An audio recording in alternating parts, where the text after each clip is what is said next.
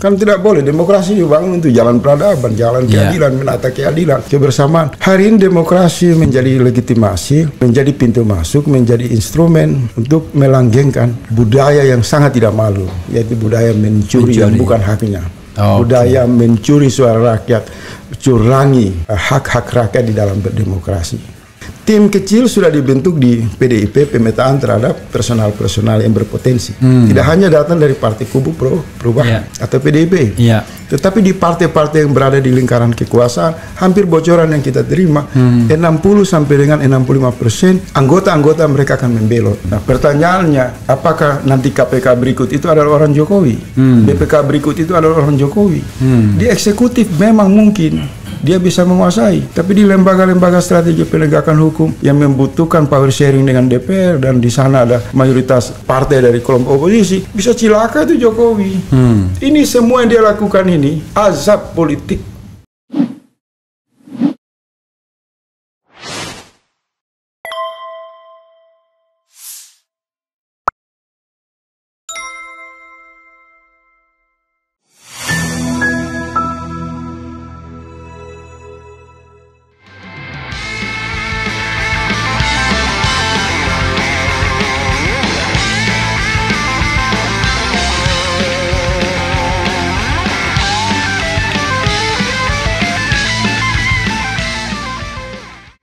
Assalamualaikum warahmatullahi wabarakatuh, sobat RH sekalian. Jumpa lagi kita di channel yang keren ini. Keren, cerdas. Ya, sobat RH sekalian, saya digeruduk dua tamu sekaligus ya. Pertama, kritikus, entah ada apa yang bilangnya, kritikus politik ya, Faisal Assegaf. Assalamualaikum warahmatullahi wabarakatuh, bro. Salam. Nah, yang kedua nih, sahabat baru saya, pemimpin Gerakan Rakyat untuk Keadilan ya, disingkat Gerak. Teman kita dari Pulau K. K itu pulau ya?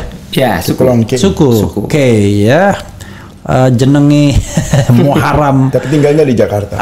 Tapi tinggalnya di Jakarta. Muharram Iyamlean. Iya. Assalamualaikum warahmatullahi wabarakatuh. Waalaikumsalam warahmatullahi wabarakatuh. Dan saya baru datang, beliau sudah sempat menikmati suara indahnya ya, tadi berjemaah dan mengingatkan saya bahwa sebentar lagi kita akan puasa.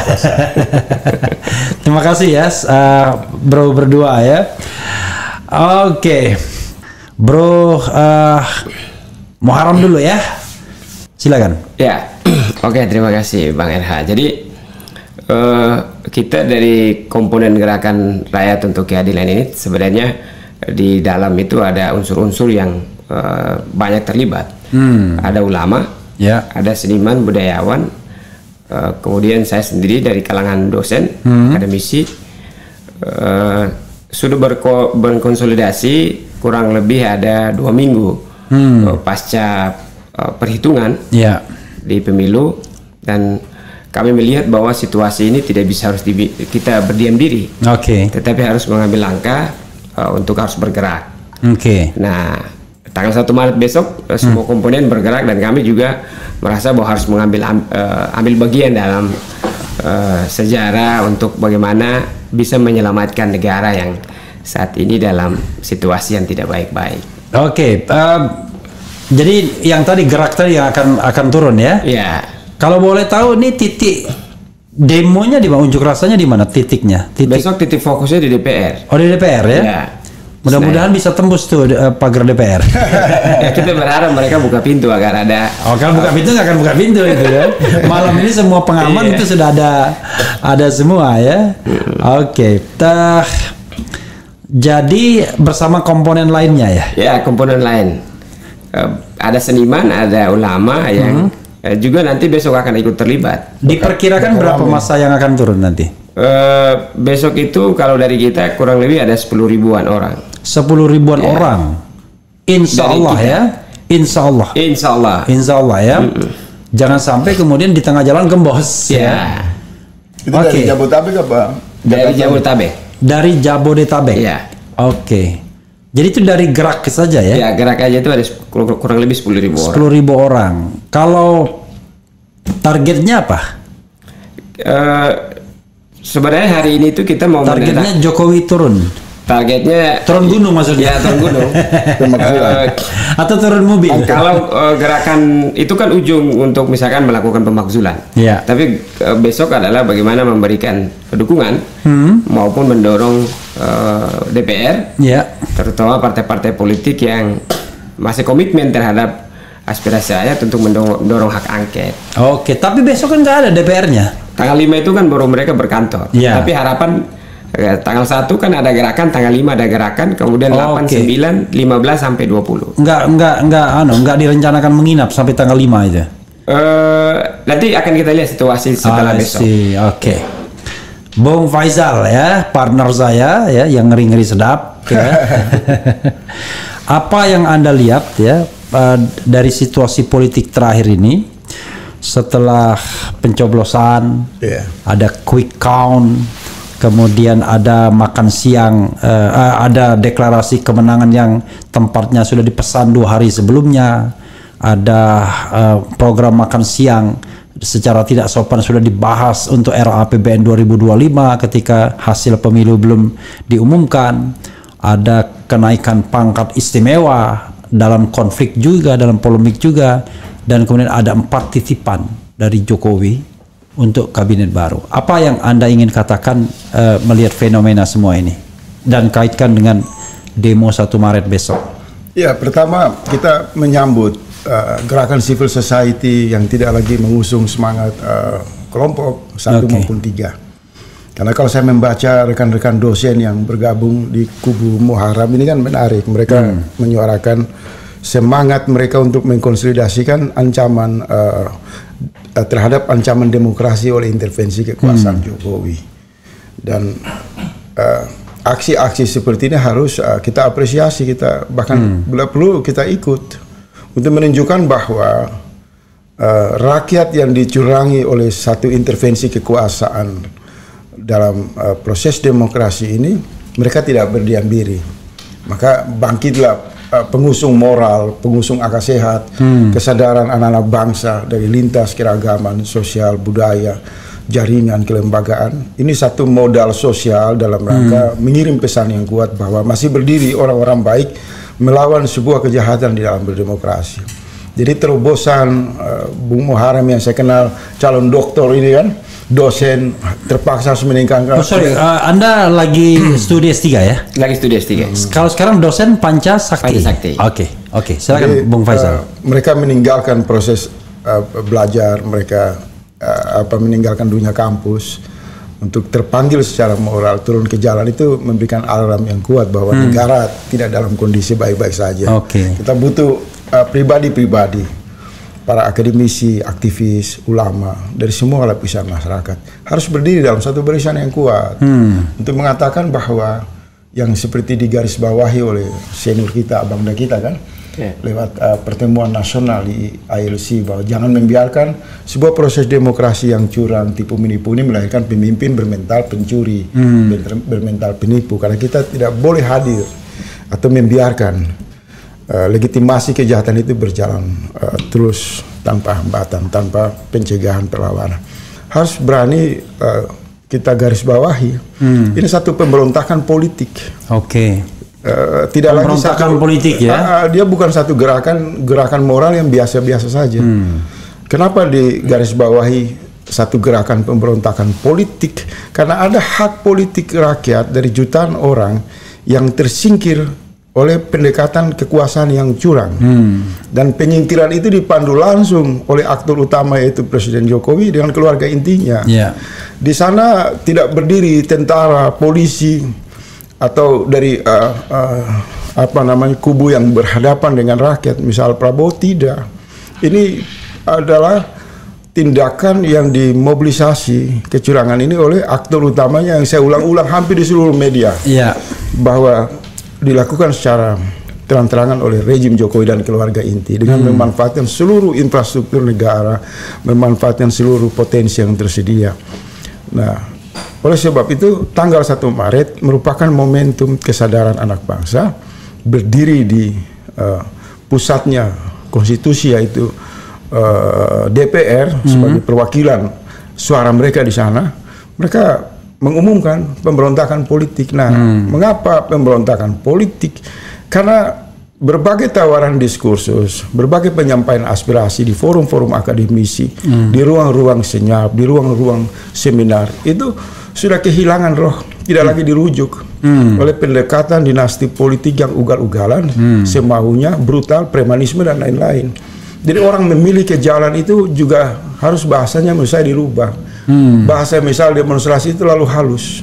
Tapi rakyat memang hari ini membutuhkan satu akselerasi solidaritas yang kuat dalam semangat pemberontakan politik.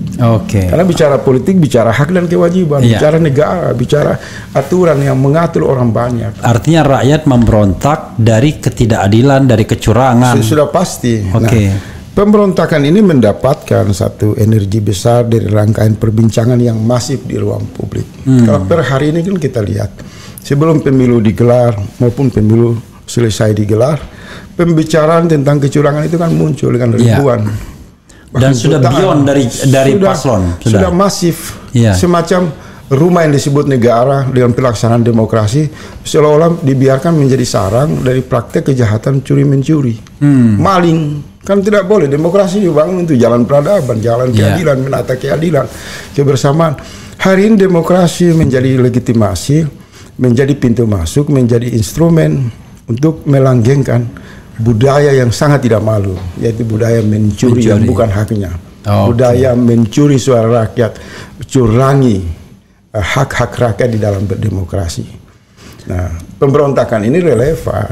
Tetapi saya mengirim pesan kepada Bung Muharrem dan kawan-kawan yang melakukan gerakan perlawanan ini, karena sejak awal gelombang kesadaran perubahan itu dibangun dengan dua modal dasar, yaitu kekuatan intelektual dan moralitas, kemudian dipandu oleh nilai-nilai religius, maka tidak boleh memberi ruang sekecil apapun terjadi anarkisme. Karena kita akan kalah. Jadi benar-benar pemberontakan moral, pemberontakan intelektual, pemberontakan yang didasari oleh keimanan untuk melawan kezaliman tanpa memberi ruang sekecil apapun terhadap untuk tindakan anarkis. Jadi ada harapan masyarakat yang sangat banyak. Mengapa mereka percaya para guru besar, para dosen, para mahasiswa? Karena mereka inginkan, walaupun tagline-nya, temanya gerakan pemberontakan politik rakyat melawan kekuasaan dinasti politik, tapi pendekatannya adalah pendekatan sejuk, damai. Peaceful assembly. Sehingga perjuangan ini bisa dijaga panjang waktunya. Tidak berhenti hanya karena satu ekor lalat atau kumpulan biawak yang berkedok kekuasaan, ya. Kemudian dihadapi dengan cara-cara yang terlalu kekerasannya berlebihan. Ya kan? Ini sebenarnya Jokowi ini sudah runtuh dengan di atas berbagai tumpukan fakta yang tersedia tentang aneka macam kecurangan, moralitas, eksistensi, kehormatan dan wibawa dinasti politik Jokowi itu sudah runtuh. Nah, tinggal saja konsistensi dan istiqamah dari kawan-kawan gerakan ini. Kalau mereka melakukan terus langkah-langkah solidaritas dari hati mereka, pikiran yang tulus tanpa kepentingan kelompok, maka saya percaya ujungnya mampu meyakinkan partai politik di DPR, mampu menyegarkan dinamika di DPR untuk mengambil alih suara rakyat yang luar biasa hebat ini masuk ke dalam gerakan konstitusi hak angket. Bung Muharrem, ya. Sejauh mana Anda bisa yakin mampu mengendalikan, ya tentu bukan Anda sendiri ya, tapi simpul-simpul gerakan ini agar tetap dalam koridor tadi. Kita melakukan pemberontakan, tapi ini pemberontakan yang konstitusional, ya. Jadi constitutional rebellion. Keren itu. Jadi pemberontakan yang konstitusional. Dan tentu tidak anarkis tadi. Silakan. Ya, jadi memang harus dilihat sebagai arena untuk kemudian menyampaikan pandangan dan juga pesan kepada masyarakat. Jadi kalau misalkan kita bergerak besok lalu misalkan mau anarkis, maka pesannya tidak nyampai. Dan masyarakat justru nanti antipati terhadap gerakan kita. I see. Sehingga kita perlu untuk menyampaikan pesan kepada rakyat bahwa ada situasi yang tidak baik. Bahkan bukan saja soal tentang pemilu. Setelah pasca pemilu kan banyak sekali masalah yang terjadi. ada soal kelangkaan beras, harga beras yang naik, ada antrian rakyat yang begitu banyak hanya ngantri untuk dapat beras 5 kilo. Gara-gara berasnya habis, dibagikan di bansos. Bagi bansos depan istana. Yeah. Bahkan dari istana sampai ke desa-desa itu bansosnya. Sehingga itu keresahan itu dirasakan oleh rakyat. Ngantri sampai hampir kiloan orang itu, ibu-ibu ngantri dapat beras 5 kilo itu udah sangat bersyukur. Sehingga gerakan yang damai, yang sejuk, agar mengirimkan pesan kepada rakyat yang hari ini belum bergerak untuk bisa bergerak, sama-sama bisa menyelamatkan negara. Oke. Soal hak angket, sebentar. Tapi selama ini ya, nanti hak angketnya kita tambahkan. Selama ini gerakan itu selalu gembos. Ini mohon maaf ya. Selalu gembos. Anda bilang 10.000, yang datang 1.000. Dan kita tahu bahwa ada konstelasi yang baru yang barangkali entah kekuasaan sekarang tambah kuat, aparat tambah kuat atau tambah lemah, kita tidak tahu. Dan saya membayangkan mereka sudah membarikade DPR, ya, jangankan mau masuk, radius berapa meter sudah dijaga. Gimana jaminannya bahwa paling tidak dari kelompok Anda sendiri bahwa gerakan itu tidak gembos? Ya, yang pertama adalah yang kita konsolidasikan itu memang tidak semua orang memiliki kesadaran dalam bergerak. Tetapi sebagai misalkan kita yang memimpin orang-orang yang nanti bisa bergerak besok, harus meyakinkan dan memastikan semua orang yang kita ajak itu harus bisa berada dalam koordinasi kita, agar aspirasi itu bisa sampai. Entah itu misalkan kita nanti besok bicara soal hak angket, atau bicara soal kelangkaan BBM yang nanti rencananya nanti mau dinaikin, atau kelangkaan beras, itu harus disampaikan secara soft agar masyarakat di kelas bawah bisa mendengar. Tapi kalau misalkan kita rusuh lalu kita tidak bisa mengendalikan massa kita, maka nanti isunya akan dibalik. Bukan lagi soal menuntut tuntutan rakyat, tapi justru ada konflik rakyat. Ya, ada konflik yang terjadi di gerakan rakyat, yaitu nanti bisa ada satu gerakan yang kadang-kadang sengaja dibusukkan, misalnya dengan membuat dia anarkis tadi. Termasuk juga ya tidak peduli lingkungan, ya, buang sampah sembarangan, kadang-kadang bakar ban dan lain sebagainya. Itu semua gimana batas pengendalian agar gerakan ini punya daya simpatik, ya, masyarakat itu bersimpati dengan gerakan seperti ini, memberikan jalan bagi orang yang mau lewat misalnya. Tapi kalau demo selama ini kan bagus ya. Jadi kita yang sudah bergerak, misalkan setelah 2 hari setelah pasca perhitungan itu, dari berbagai unsur. Ketika misalkan melakukan gerakan, memang harus ada tanda yang harus kita berikan kepada simpul-simpul di setiap aksi-aksi itu, agar bisa memastikan siapa yang bukan massa yang kita bawa. Karena kan ada orang-orang yang datang tidak membawa simbol yang misalkan kita sudah siapin, misalkan kita siapin pita putih atau misalkan merah putih untuk bisa mengenali siapa saja orang-orang yang kita bawa. Penyusupan. Jadi itu yang nanti diantisipasi. Dan memang dari setiap kali gerakan yang sudah beberapa kali kita, bahkan nanti besok itu sudah termasuk 5 kali gerakan yang kita lakukan pasca perhitungan cepat itu memang setiap kali aksi harus kita sudah umumin. Setelah selesai aksi harus bersihin jalan. Jangan kita tutup jalan kemudian kita menghambat orang lain beraktivitas. Nah, mudah-mudahan itu konsisten, Bro Faisal, ya. Karena kalau kita ini kan sedang berkelahi dalam tanda kutip untuk di antara rakyat dan wakil rakyat. Jadi kalau rakyat mendukung kita, mudah-mudahan wakil rakyat tergugah. Tapi kalau rakyat tidak mendukung kita, wakil rakyat mungkin tidak akan tergugah gitu. Bro Faisal, apa yang ingin Anda tambahkan? Saya mau nambah sedikit. Jadi memang pendewasaan dalam penggunaan hak untuk turun ke jalan demonstrasi itu memang tidak bisa memprediksi terjadi damai atau tidak damai. Tetapi para aktor-aktor yang berdiri di garis terdepan merintis jalan demonstrasi itu tidak boleh jenuh, tidak boleh harus terus intensif. Seruan damai itu dilakukan terus. Karena bisa saja kekerasan itu bukan berasal dari para peserta aksi, tapi ada by design, satu operasi yang memang untuk membuat demo itu menjadi tidak besar. Dan Anda meyakini itu, ya? Kalau pengalaman 98 itu begini, mungkin kita berbagi sedikit.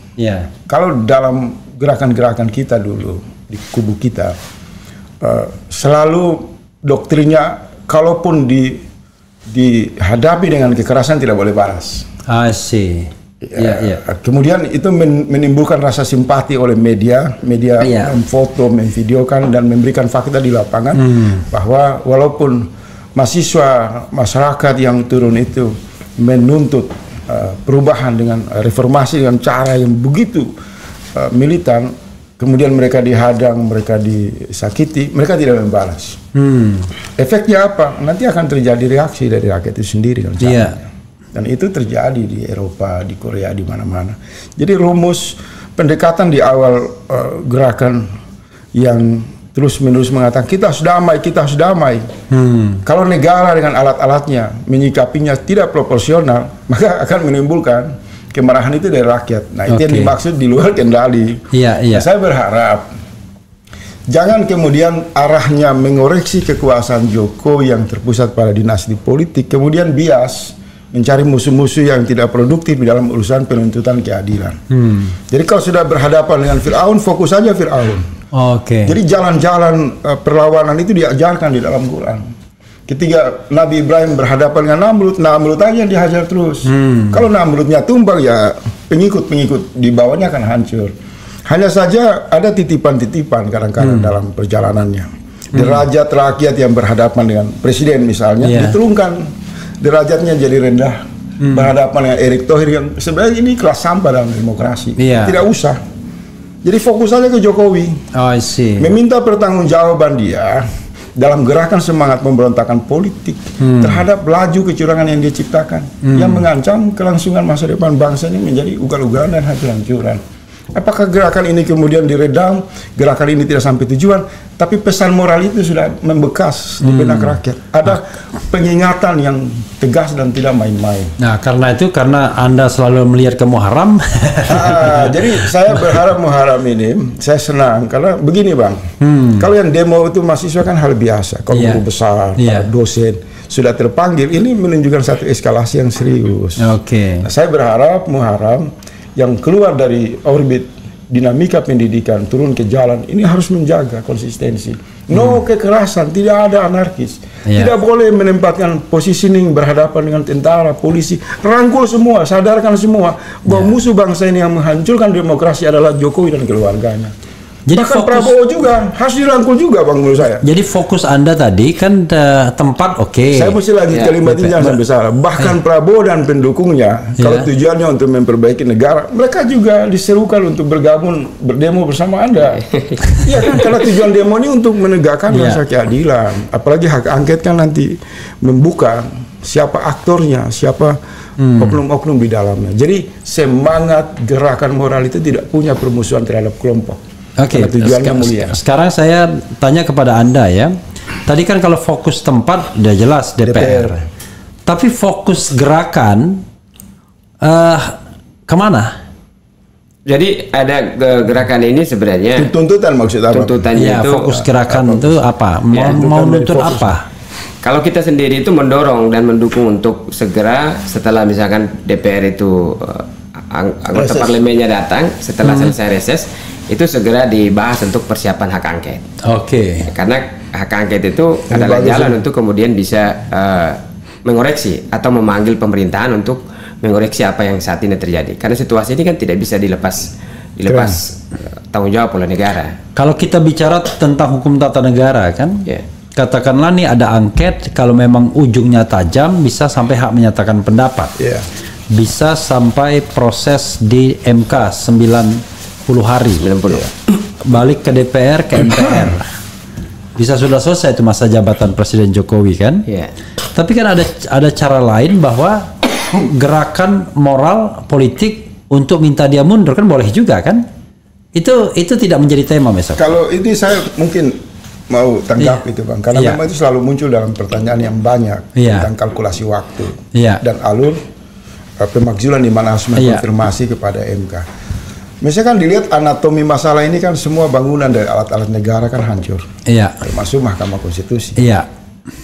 Artinya kalau orang satu kelompok rakyat datang menggunakan hak konstitusi melalui hak angket di DPR, maka sebenarnya sudah bisa terbaca MK tidak lepas dari sorotan kasus yang dianggap sebagai contoh dari kecurangan. Jadi tergantung konsensus politik dari bacaan para partai politik di DPR. Dan misalnya kalau hak angket mengatakan menemukan masuknya Gibran di MK adalah bagian dari fakta kecurangan, maka bisa dibekukan sebagai rekomendasi. Oke, jadi Anda yakin bahwa jadi waktu 90 hari itu bisa dipangkas, itu kan waktu maksimal. Ya, jadi Anda mengatakan bahwa percepatan sangat mungkin terjadi. Sangat mungkin terjadi, hanya saja yang harus dilihat begini, kalau kita belajar angket tahun 2009, karena saya juga ikut terlibat mendorong dari civil society. Zaman kasus Senturi 6,7 triliun.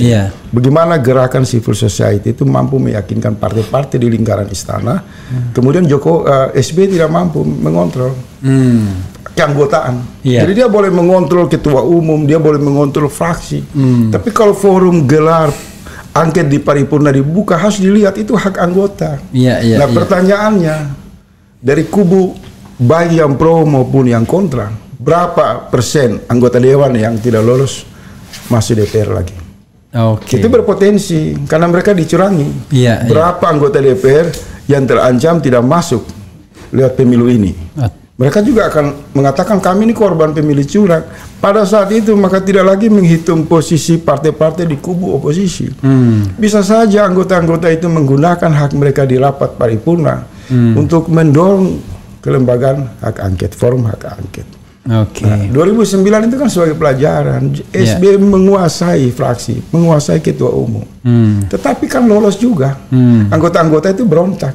Nah kalau membaca suasana kebatinan Partai Golkar, PAN, dua partai ini dulu kita lihat, mereka ini kan sudah sejak awal Pilpres digelarkan, rakyat mengatakan para ketua umumnya tersandra, dipaksa untuk mengusung Gibran.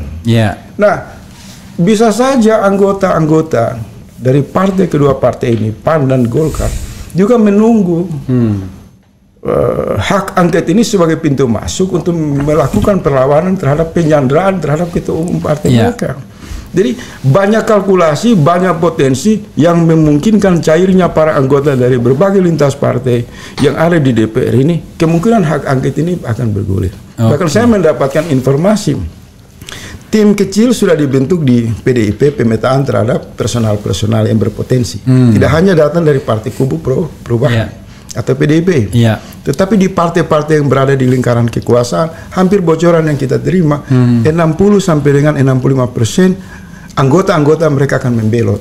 Karena mereka tidak mau, hanya karena satu Erlangga, dia berdiri loyalitas terhadap Jokowi, maka dia menyandra semua anggota di dalamnya, misal Golkar. Begitu juga PDIP, PAN, hanya karena Zulkifli Hasan tidak berdaya menghadapi cengkraman kekuasaan Jokowi, maka kemudian seluruh anggota itu akan malut. Mereka tidak mau. Nah, tidak maunya mereka itu berpotensi terjadi penyeberangan di paripurna. Kalau rapat paripurna, hak angket digulirkan, terus kemudian kan akan dipilih apakah voting terbuka atau tertutup. Kalau voting tertutup terjadi, saya pastikan, saya bisa meramalkan atau optimis, bisa jadi ada sesuatu yang membuat publik kaget. Tapi biasanya bisa 60% anggota yang hadir itu karena votingnya tertutup, kan tidak ketahuan ketika dia memberi dukungan terhadap hak angket. Maka muncul setelah dihitung 60% lebih dari mayoritas suara DPR di paripurna menyetujui hak angket. Itu terjadi pada tahun 2009. Jadi, nah langkah-langkah gerakan moral yang dibuat oleh para kalangan dosen Muharram, ya, guru-guru besar juga saya dengar akan turun, kalangan ulama, kalangan pendeta, rohaniawan, mahasiswa, dan simpul-simpul dari solidaritas yang beragam ini adalah penyegaran, penguatan, sugesti terhadap langkah-langkah partai politik yang ada di sana, PDIP, Nasdem, PKB dan PKS harus sungguh-sungguh merespon ini. Ini momentum bersejarah karena ada jutaan orang yang hak kedaulatan politik mereka dihabisi oleh dinasti politik, kemudian hari ini tidak menemukan saluran keadilan lewat Bawaslu, oleh MK, maka jalan terakhir hak angket ini adalah momentum. Kalau 4 partai yang berada di barisan non istana ini melihat secara jernih dengan nuraninya, maka inilah arena kebangkitan peradaban, kebangkitan solidaritas nasional.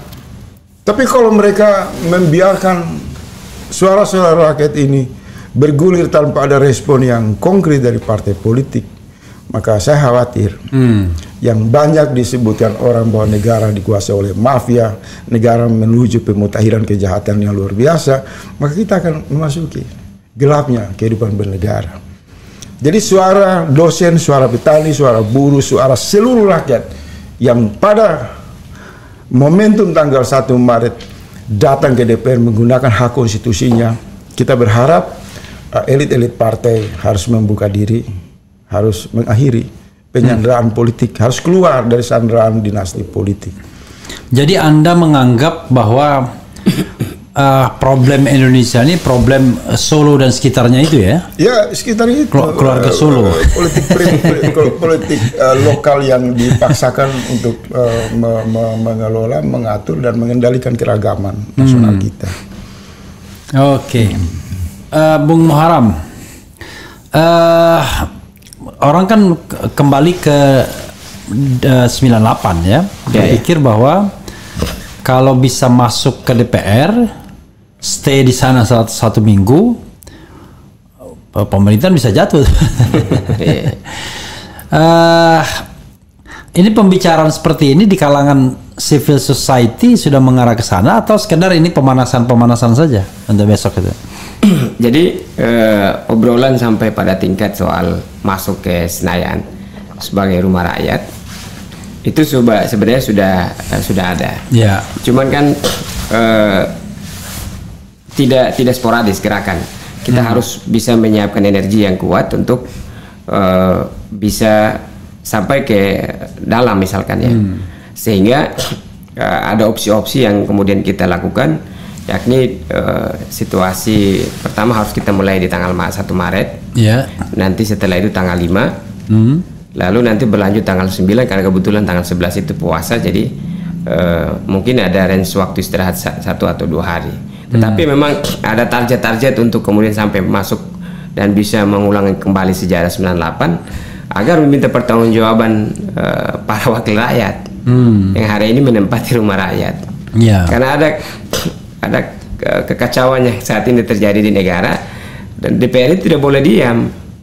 Sejauh ini Anda sudah kontak dengan para wakil rakyat tersebut? Ada kontak dengan mereka? Kemarin saya bersurat ke 5 kantor di PDIP, kemudian P3, kemudian ada Nasdem, kemudian PKB dan PKS. Untuk secara langsung nanti ada perwakilan-perwakilan kita untuk kemudian menyampaikan aspirasi, mendukung dan mendorong segera digulirkan hak angket setelah selesai reses. Jadi 5 partai yang kita nilai bahwa ini masih komitmen, mudah-mudahan masih komitmen sampai nanti bisa terlaksana hak angket untuk bisa memeriksa ini, melakukan investigasi terhadap situasi negara yang saat ini terjadi. Jadi itu langkah itu yang sudah kita lakukan. Kita sudah lakukan mendatangi kantor-kantor partai untuk nanti memberikan dukungan. Sejauh mana gerakan 1 Maret ini sudah tersosialisasi dan baik? Kita punya contoh, walaupun mungkin contohnya ini agak mengarah kepada paslon dan lain sebagainya. Seperti JIS misalnya. Itu kan luar biasa anunya, partisipasinya untuk ikut. Tanpa mobilisasi itu betul-betul partisipasi, orang semangat dengan giroh yang luar biasa. Kita pernah memiliki 212 misalnya, tapi 212 awal ya 2016-nya mungkin ya. Itu juga luar biasa partisipasinya, orang dari jauh. Walaupun tadi saya lihat, wah ini ada yang dari Riau tadi, ibu emak-emak berdua tadi. Tapi sejauh mana ini sosialisasinya sudah apa ya? Sudah masif. Sudah masif gitu. Kalau saya lihat di media sosial udah banyak. Jadi sebenarnya gerakan 1 Maret itu bahkan sudah tersosialisasi ke Indonesia. Jadi semua kelompok masyarakat di daerah-daerah juga menunggu arahan dari Jakarta sebenarnya. Jadi kalau eskalasi gerakannya akan dinaikin, maka di daerah-daerah yang konsolidasikan itu mereka bersiap untuk harus bahkan nanti akan mendatangi kantor-kantor DPR di daerah-daerah Ada gerakan paralel di daerah. Nanti akan ada gerakan semacam aksi serentak nasional nanti dilakukan di daerah-daerah. Tapi kalau misalkan belum maksimal, maka nanti akan dilakukan di misalkan tanggal 5, kemudian tanggal 9, karena tanggal 9 juga mahasiswa juga akan nanti bergerak juga di berbagai di daerah-daerah. Mereka long march, jalan kaki ya? Ya, makanya kita kalau di kita itu sendiri menamakan bahwa long march rakyat menuju rumah rakyat Senayan. Oke, soalnya kalau pakai bus pastikan PO busnya itu bisa disewa. Iya. Karena sudah dibayar, tiba-tiba dibatalkan sama dia. Tapi uang nggak kembali. Uang nggak kembali. Dia yang batalin, dia yang kemudian tidak kembalikan uang ya. Oke, Bung Faisal, apalagi yang ingin Anda share? Walaupun saya ingin tanya sedikit hal ya, agak menyimpang sedikit ya. Tapi sebelumnya masih ada soal demo ini dulu. Iya, ini harus dikunci, disimpulkan. Jadi kalau reaksi para elemen-elemen rakyat ini mendatangi DPR, kemudian nanti kita lihat kan, saya terus mengamati kalau suara mereka ini tidak direspon oleh DPR, pasti ada konsekuensi. Ada kesenjangan saling percaya antara rakyat dan perwakilan rakyat. Kemudian kalau besok mereka demo, kemudian 5 perwakilan partai itu juga tidak mengambil sikap untuk berdialog langsung atau menerima rekomendasi dari tuntutan demo, maka itu juga memberi sinyal kuat ke publik bahwa berhentilah hak angket yang disuarakan oleh publik. Jadi demo besok ini sangat menentukan sikap baik partai politik yang sudah berkali-kali mengatakan akan hak angket dan massa civil society yang menuntut penggunaan hak angket itu harus konkret. Kalau saya memetakan pemberitaan di media itu, walaupun anggota dewan tidak datang, mereka bisa kirim perwakilan. Apa? Kirim perwakilan. Karena itu kan demo yang bersifat simbolis. Iya. Waktunya sangat terdesak. I know. Maksud saya, apakah sudah ada komunikasi untuk perwakilan? Kalau saya kan nggak masuk sampai wilayah teknis penggalangan, karena saya nggak ada di ruang itu. Cuma saya melihat, misal PKS, Nasdem, PDIP, dan PKB, mereka bisa mengirim pesan resmi lewat kantor-kantor partai politik. Kan tadi bagus. Pak Muharrem mengatakan bahwa mereka sudah beraudiensi lewat surat menyurat.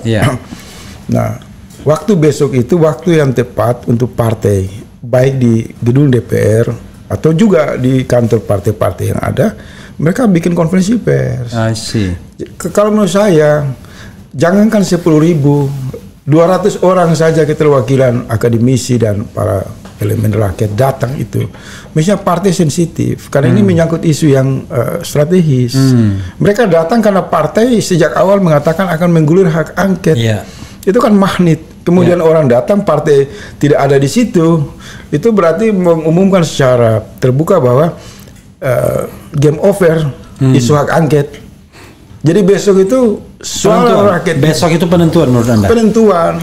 Jadi kalau tidak ada kalau orang sudah turun ke depan gedung DPR menyampaikan pernyataan sikap mendukung hak angket, terus partainya diam, menurut saya berarti publik sudah bisa menyimpulkan. Oh, cuma omong-omong. Ini omong-omong.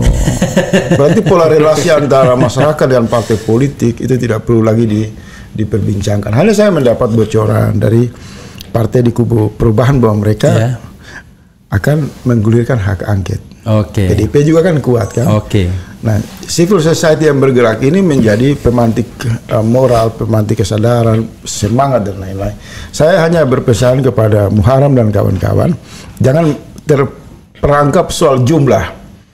Karena satu orang yang berkualitas turun demo itu bisa mewakili akal sehat dan moralitas. Daripada banyak jumlah yang ngantre beras, banyak jumlah yang terjebak di gorong-gorong kekuasaan politik, kekuasaan Jokowi, itu juga jumlah yang tidak mewakili nilai, tidak mewakili moralitas. Jadi orang-orang terpelajar, rakyat, dari berbagai elemen, jumlahnya sedikit, harus dilihat kualitas, nawaitunya. Mereka mewakili kesadaran moral, kesadaran ilmu. Saya dari dulu nggak tertarik. Orang selalu mengatakan, ini jumlahnya kecil, kita nggak bisa duduk di DPR. 5 orang datang ke gedung DPR, misal bawa tai sapi saja sebagai simbol perlawanan, itu akan jauh lebih kuat. Misal kumpul itu tai sapi, terus kasih hadiah. Tapi Anda nggak bawa tai sapi besok kan? Ini contoh, saya contoh. Jadi dia serius banget.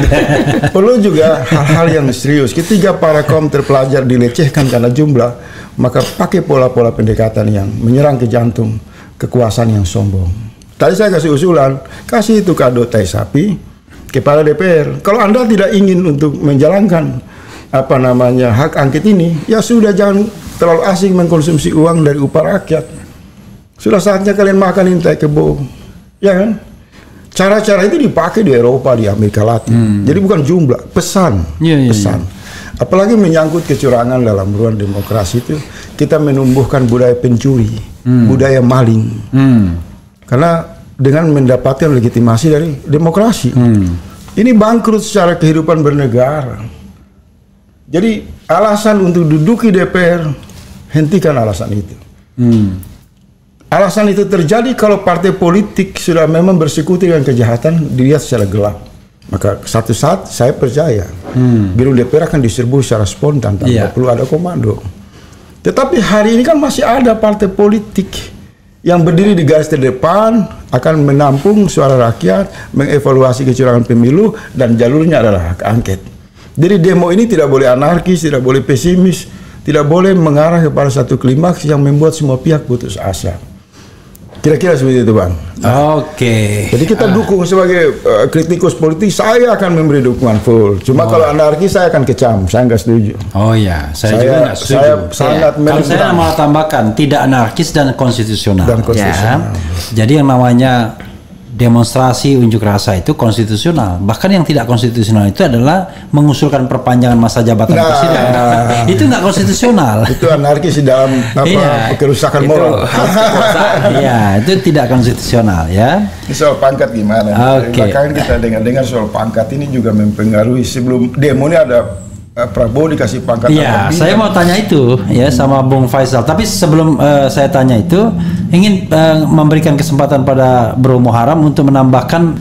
Yang pertama soal sebenarnya ada beberapa hal yang mungkin menjadi isu untuk besok disampaikan terkait dengan situasi saat ini. Jadi dimulai dari soal situasi pemilu yang situasi terakhir kan banyak orang yang protes, baik sebelum pencoblosan, setelah pasca pencoblosan itu banyak sekali situasi. Saya garis bawahi. Saya senang Anda mengatakan baik sebelum pencoblosan maupun pasca dan pencoblosan itu sendiri. Karena kadang-kadang orang menghilangkan konteks kecurangan itu hanya soal pencoblosan dan hitungan angka. Padahal kita tahu kalau kecurangan itu justru terjadi sebelumnya, dan kita sudah protes dari kemarin-kemarin. Dirancang jauh hari makanya, dan kita bukan ketika lihat angka kita protes, kita sudah protes dari dulu-dulu. Kalau bab itu saya kira udah banyak dibicarakan. Oke, silakan. Ya, jadi misal kita sikap tegas para demonstran dari apa? Kalangan akademisi melihat misalkan ada beberapa hal, misalkan mulai dari soal penunjukan pejabat gubernur, bupati, wali kota, ini kan ada satu skenario yang disiapin jauh-jauh hari untuk memenangkan salah satu pasangan calon. Kemudian ada putusan Mahkamah Konstitusi yang dilakukan oleh hakim konstitusi sendiri, dan bahkan sampai pada tahap pembagian sembako tadi yang disampaikan. Jadi sebelum pemilu, sebelum pencoblosan dan setelah pencoblosan itu justru ada situasi yang rumit yang menyebabkan misalkan kelangkaan beras, harga beras yang naik dan lain sebagainya. Itu yang menjadi sorotan kita besok. Jadi bahkan ada teman-teman yang dari gerakan lain, bahkan isunya sampai pada soal pemakzulan. Tidak punya kepercayaan diri, tidak lagi mempercayai pemerintahan hari ini. Jadi mahkota isunya bisa dibilang apa? Pemakzulan itu?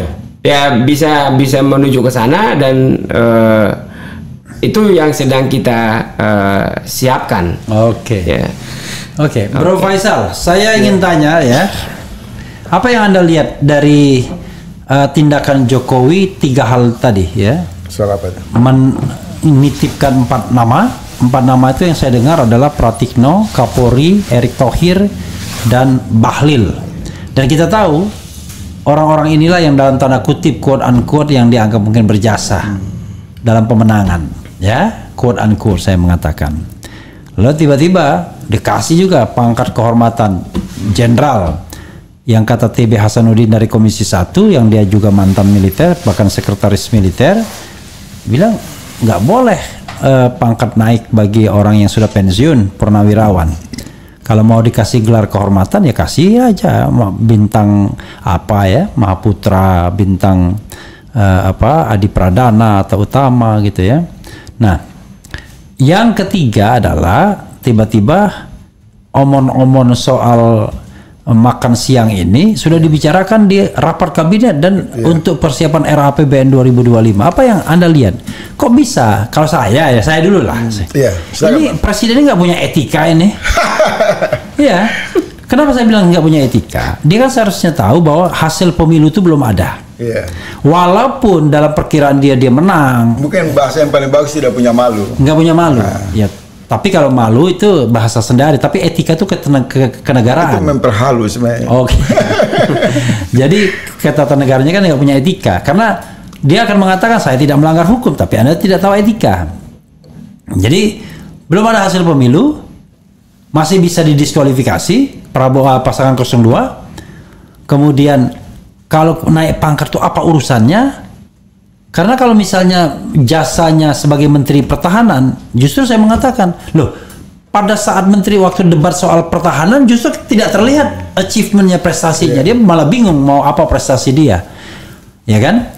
Sebelumnya nggak ada jasanya kecuali ikut pilpres. Kalau mau ditarik kemudian ketika dia aktif justru dipecat ujungnya. Jadi apa ya? Tiba-tiba, wah ini saya tahu nih, tidak ada makan siang gratis, tiba-tiba ada 4 nama yang dititipkan, dan itu orang loyalis semua, yang 4 nama yang bisa memastikan keberlanjutan rezim Jokowi di era Prabowo, kelihatannya.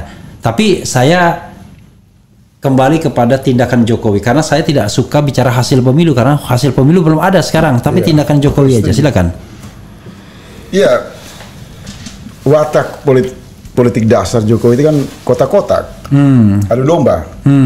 Jadi membicarakan penyusunan kabinet dengan menitip orang-orang lingkaran dia di dinasti politik Jokowi ini, itu justru pengumuman bahwa saya sudah berhasil membuat kecurangan, dan mereka mungkin membantu saya sangat bekerja keras membantu dalam proses kecurangan ini, maka sebagai hadiah tolonglah jangan biarkan mereka menjadi hamba sahaya, tapi mereka diberi lapak di kabinet. Bahasa publiknya kan di media sosial seperti itu. Ini satu pendekatan gaya pengemis dari perilaku Jokowi yang punya dimensi juga politik kotak-kotak, adu domba. Politik kotak-kotak. Politik pengkotak-kotaan gitu ya. Yang tadi dia bilang Bang Refli itu kan, pemilu belum dilegitimasi siapa menang kalah.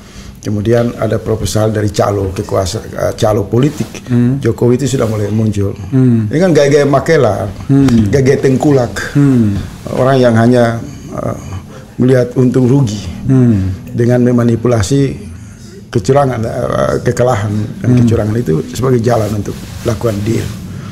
Jadi lebih tujuan untuk memprovokasi, memberi harapan palsu.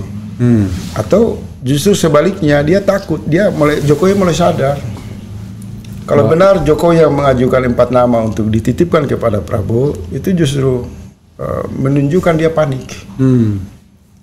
Kalau dia berpengaruh kuat terhadap Prabowo, maka itu kan bisa dibalik layar aja, deal itu tidak usah dititip-titipkan. Tapi ketika diumumkan, dia butuh tekanan publik dari para buzzernya bahwa saya sudah bekerja keras membuka lorong-lorong gelap bagi Anda untuk menang secara curang, maka wajib hukumnya mengambil orang terbaik yang ikut di dalam proses demokrasi akal-akalan ini.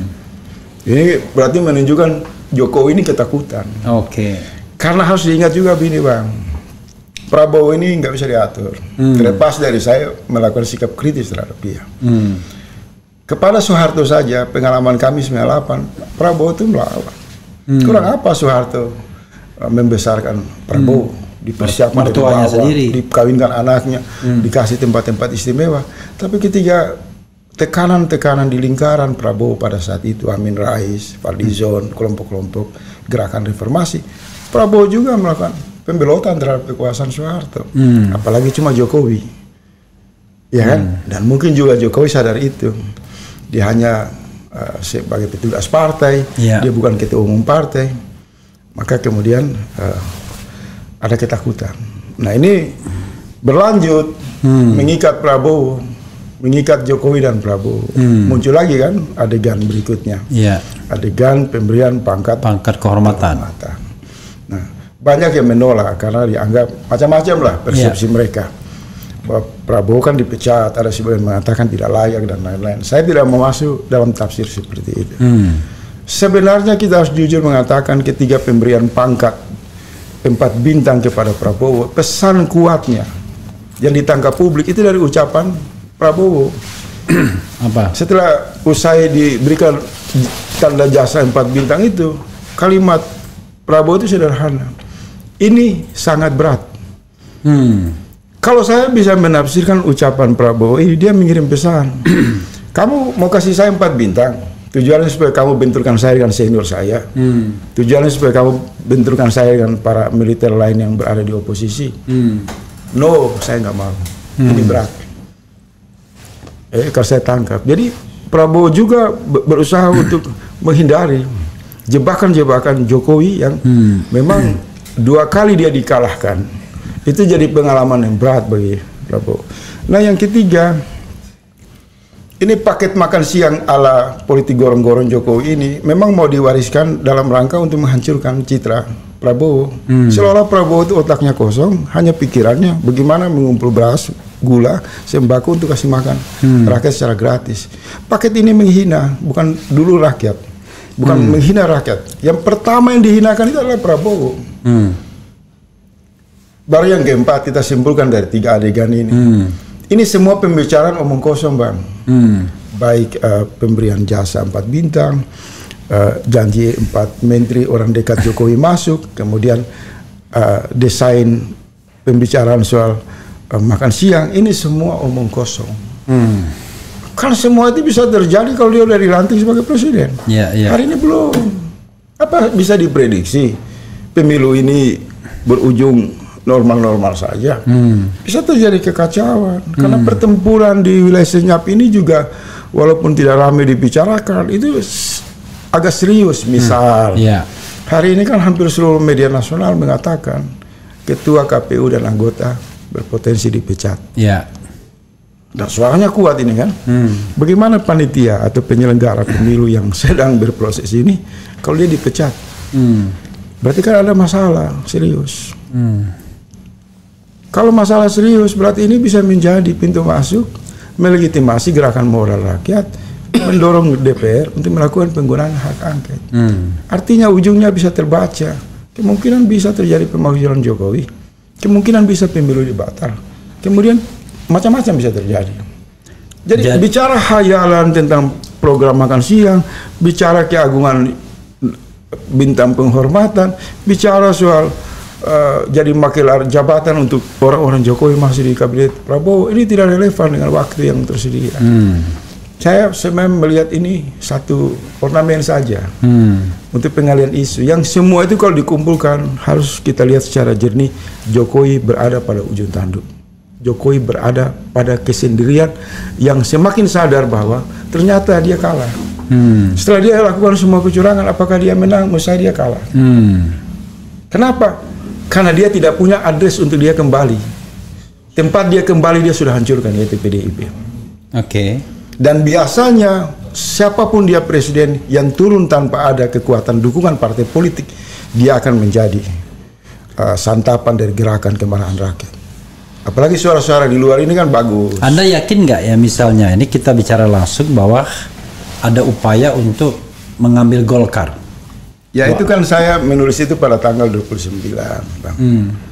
Tanggal walaupun tidak langsung Jokowi ya, tanggal melalui 19 orangnya, kan? itu saya menulis di satu Twitter. Perhitungan suara belum selesai, tetapi istana mendorong Jokowi untuk mengambil Golkar. Itu kan hampir 500.000 pembacanya di Twitter saya. Semua orang bilang, wah ini ramalan dari mana, ini omon-omon. Sekarang kan terjadi kan? Cuitan saya itu kan terjadi. Bahwa memang ada pintu masuk menggunakan jalur Luhut dan Bahlil sebagai satu wilayah yang paling empuk untuk mengambil alih Golkar. Dan Golkar kalau diambil alih oleh Jokowi gampang. Karena dasarnya pragmatis. Siapa modal besar, dia bisa memimpin. Modal Jokowi ini bukan lagi besar, sangat luar biasa besar. Sangat besar. Jadi dia melihat tidak lolosnya PSI, maka dia butuh sarang baru. Sarang baru untuk menjamin sumber daya kelompok pragmatis di Golkar itu bisa melindungi dia dari berbagai tekanan publik, politik maupun hukum. Dan menurut Anda itu akan berhasil? Ini langkah sia-sia. Karena tidak ada jaminan kalau dia menjadi ketua umum Partai Golkar, apalagi pembina di sana. Tuntutan hukum tidak peduli karena fakta menunjukkan sahabat dia yang namanya Setia Novanto gagah didukung oleh istana, tapi ketika ribuan mahasiswa rakyat menuntut keadilan, dia ambil juga masuk penjara. Banyak kan ketua umum Partai Golkar itu bermasalah secara hukum. Yang bisa lolos Abu Rizal Bakri pernah juga kan di ini. Cuma karena kedekatan dia dengan oposisi, maka tekanan oposisi kepada istana menyelamatkan Ical Abu Rizal. Tapi kalau kita menghitung hari ini, Bang, yang saya lihat begini. Kalau hak angket di jalur konstitusi ini dicegah dengan seluruh mobilisasi politik Jokowi, maka dia akan mengatakan saya aman. Menurut saya justru tidak. Karena akan menambah luka yang lebih panjang, merisan kemarahan yang lebih luas, dan mereka akan menggunakan jalur-jalur penegakan hukum untuk menyeret Jokowi ke wilayah tuntutan. Jadi kalau Anda jadi Jokowi, apa yang Anda lakukan? Nah, ini masih di Golkar dulu. Jadi dia mau masuk Golkar silakan, dia tidak masuk juga silakan. Ini hanya perbuatan sia-sia, tidak menjamin dia akan lolos dari desakan-desakan penegakan hukum. Karena fakta sudah tersedia. Setia Novanto yang berinvestasi besar di Golkar saja, ketika ada 2-3 orang komisioner KPK mengambil sikap nurani untuk menegakkan hukum, lewat itu barang. Nah, pertanyaannya, apakah nanti KPK berikut itu adalah orang Jokowi? BPK berikut itu adalah orang Jokowi? Di eksekutif memang mungkin dia bisa menguasai, tapi di lembaga-lembaga strategi penegakan hukum yang membutuhkan power sharing dengan DPR dan di sana ada mayoritas partai dari kelompok oposisi, bisa cilaka itu Jokowi. Ini semua yang dia lakukan ini azab politik. Kalau saya tidak ini, jadi jalan bukan kenikmatan. Nggak ada. Bagaimana dia memperjuangkan anaknya di satu lorong kecurangan, kemudian hasilnya tiap hari orang maki-maki keluarga dia. Bahwa ternyata dia menyandra kekuasaan demi kepentingan anaknya. Kalau buka seluruh jaringan media sosial, orang marah. Ternyata Jokowi menipu rakyat. Jokowi melakukan semua aneka kejahatan demi kepentingan anaknya. Menariknya yang saya amati belakangan ini, tensi kesadaran orang kepada Jokowi tinggi, sementara kepada Prabowo agak berkurang. Bahkan bahasa-bahasa muncul bahwa Prabowo ini 2 kali juga dicurangi. Prabowo ini juga korban kejahatan politik curang Jokowi. Dia sama juga dengan kita hari ini yang menghadapi kecurangan akibat politik dinasti Jokowi. Serangan ke Prabowo berkurang, sikap kritis kepada Jokowi meningkat. Nah, ini kan bagus ini. Rakyat sudah sadar bahwa semua ini ditipu daya oleh politik kotak-kotak Jokowi. Kalau saya lihat, kalau semua satu kesimpulan bahwa yang merusak adalah aktor utamanya Jokowi dan semua berdiri dalam satu kesadaran bersama, masalah ini bisa diselesaikan dengan gampang. Jadi kecerdasan politik rakyat sangat kita hormati. Hanya saja saya juga berharap sama Prabowo, kalau memang mereka yakin mereka menang dengan cara yang benar, maka mereka juga harus mendukung hak angket. Karena kalau misalnya Gerindra, Demokrat, Golkar, PAN menolak hak angket ini yang menuntut keadilan karena dugaan kecurangan pemilu, maka rakyat berkesimpulan ternyata partai-partai ini dibentuk hanya untuk membela pencuri suara rakyat. Partai-partai hanya membela kejahatan dalam demokrasi, kecurangan. Jadi mereka harus merenung dengan dinamika hak angket yang pernah terjadi 2009 era SBY. Walaupun banyak partai mendapatkan keistimewaan, kemesraan dengan SBY, tapi ketika ada suara menuntut dibongkarnya kasus Senturi yang menjadi indikasi proses kecurangan, maka partai yang ada di istana itu semua mengambil sikap moral. The last question ya, sebelum nanti closing statement.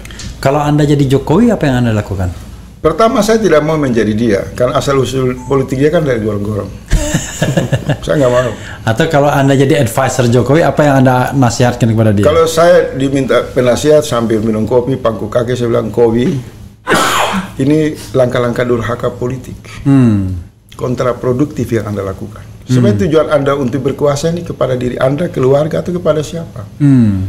Kalau Anda menghancurkan semua, partai yang membesarkan Anda, yang menjadi bakul sampah, caci maki rakyat, misal PDIP, Anda hianati. Relawan-relawan Anda hianati.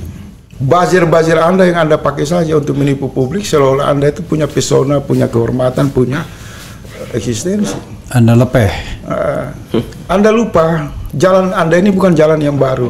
Jalan ini pernah digunakan oleh Fir'aun secara ekstrim.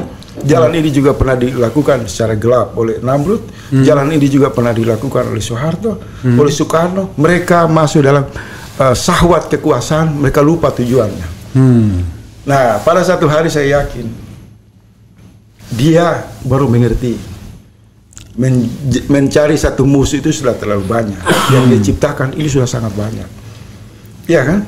Dan semua langkah-langkah politik dia itu adalah menciptakan sakit hati.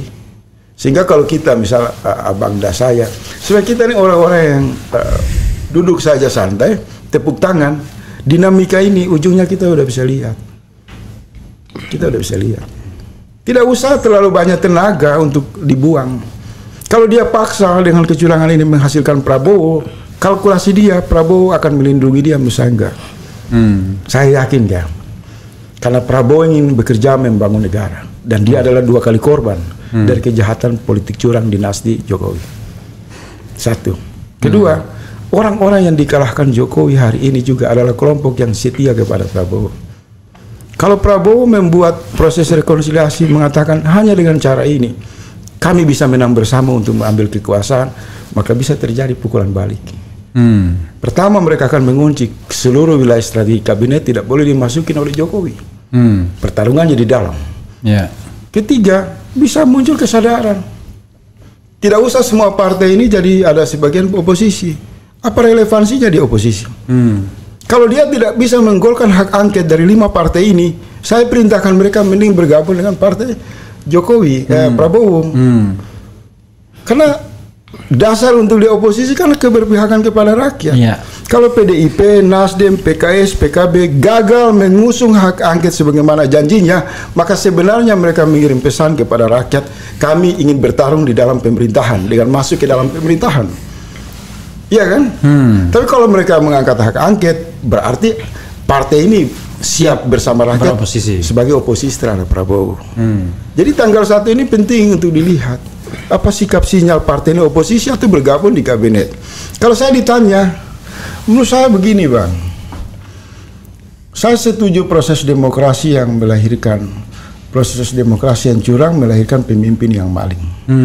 Proses yang melahirkan pemimpin maling. Tapi 2 kali demokrasi ini 3 kali curang. 14, 19, 24. Ini 3 kali Bang. Kalau Prabowo tidak mengikuti proses kecurangan, dia juga tidak menang. Ada di sana kan suara nurani dia yang sebenarnya suka tidak suka berbicara dalam nuraninya. Bajingan kalau saya nggak pakai paket kecurangan ini, saya 3 kali kalah. Jangan-jangan ini menggunakan energi lawan setelah mengambil kekuasaan, maka saya menduga karena ada suara-suara yang belakangan mulai muncul bahwa lebih banyak orang-orang Prabowo itu bergerilya untuk mendekati kubu 01 dan 03 dengan pesan yang sangat kuat. Sebenarnya kita ini semua dicurangi sama Jokowi.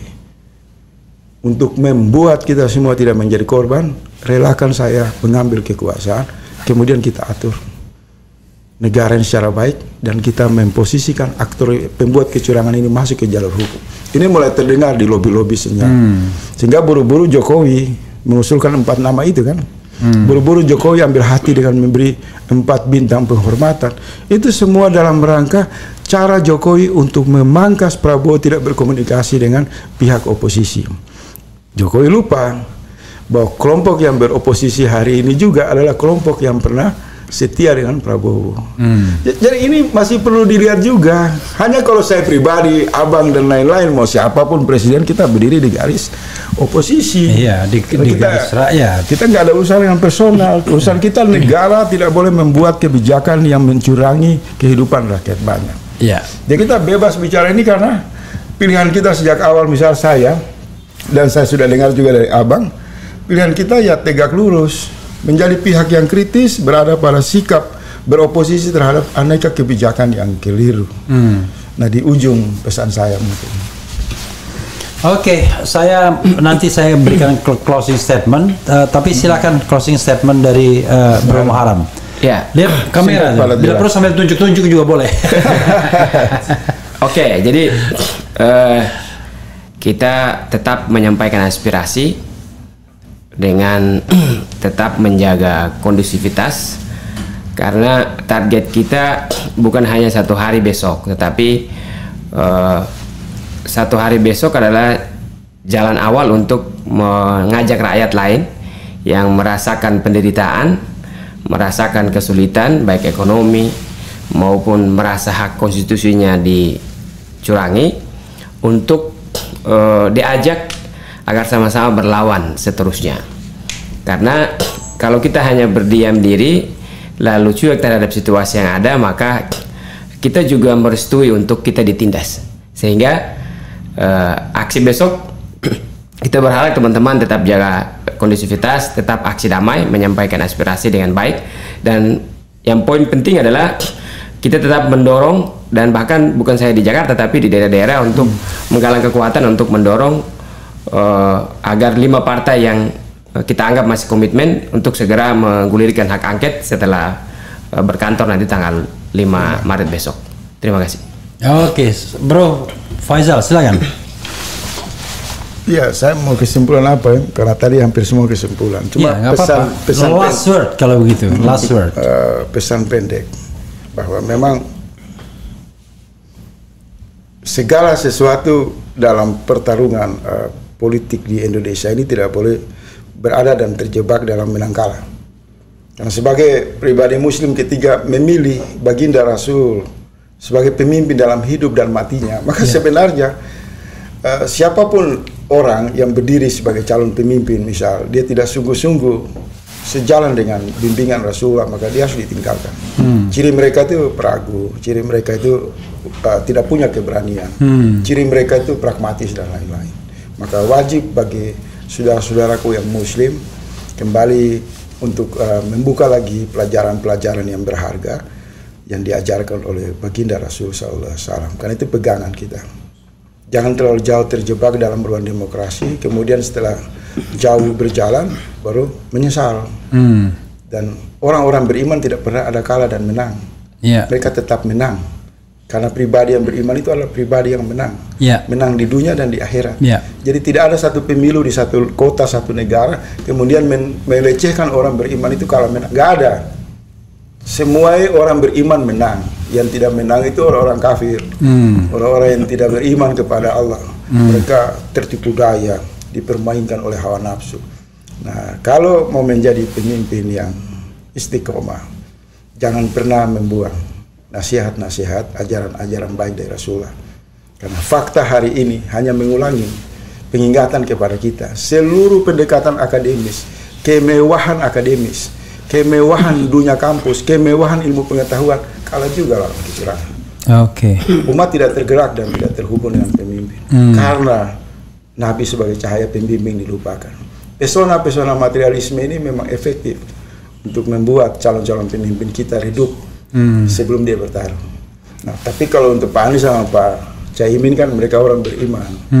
Jadi tetap saya senang mereka senyum, berbanyak salawat, dan tidak boleh meninggalkan rakyat. Karena ciri orang beriman sebagai pemimpin itu setia kepada umat. Kalau panggilan umat bahwa harus memperjuangkan perlawanan kecurangan, saya sarankan Pak Anies dan Pak Caimin keluar. Bukan lagi soal 01, 03. Pimpin rakyat. Dia harus berani memimpin. Karena orang memberi mandat kepercayaan yang penuh kepada Anies dan Imin, maka ketiga di tengah situasi ini mereka harus keluar untuk menentukan sikap. Apakah mau bergabung dengan pemerintah untuk rekonsiliasi membangun Indonesia dengan menempatkan Jokowi dan Gibran sebagai musuh bersama, atau menolak proses ini dengan mengambil sikap oposisi untuk menyambut peluang di masa depan. Tetapi semua keputusan ini kan belum bisa disimpulkan sampai tanggal 24 Maret nanti. Jadi belum ada menang kalah. Ya, sampai kemudian pemilu diumumkan hasilnya. Nah, kita tunggu saja tanggal 20 nanti. Tapi saya berharap, karena politik itu dalam kerangka tauhid politik harus membuang semua prasangka. Tidak boleh juga kita berlebihan. Bisa orang yang kita benci, misal Anies atau Prabowo, berlebihan, tapi kemudian di hari depan dia jauh lebih bagus, bagaimana?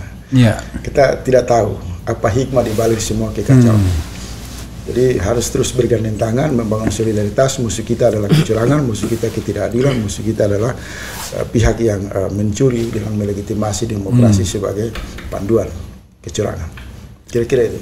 Oke, luar biasa ya. Setelah membumi, ya, rupa-rupanya Faisal Assegaf melangit kembali. Jadi Rasulullah sebagai model dari kepemimpinan, ya, itu yang sering kita lupakan karena mungkin kita menganggap itu old fashion, padahal itu terus menerus, ya, tidak akan pernah mati sampai hari kiamat. Mudah-mudahan perbincangan kita ini bermanfaat. Itu saja sahabat sekalian. Wassalamualaikum warahmatullahi wabarakatuh. Keren. Terima kasih.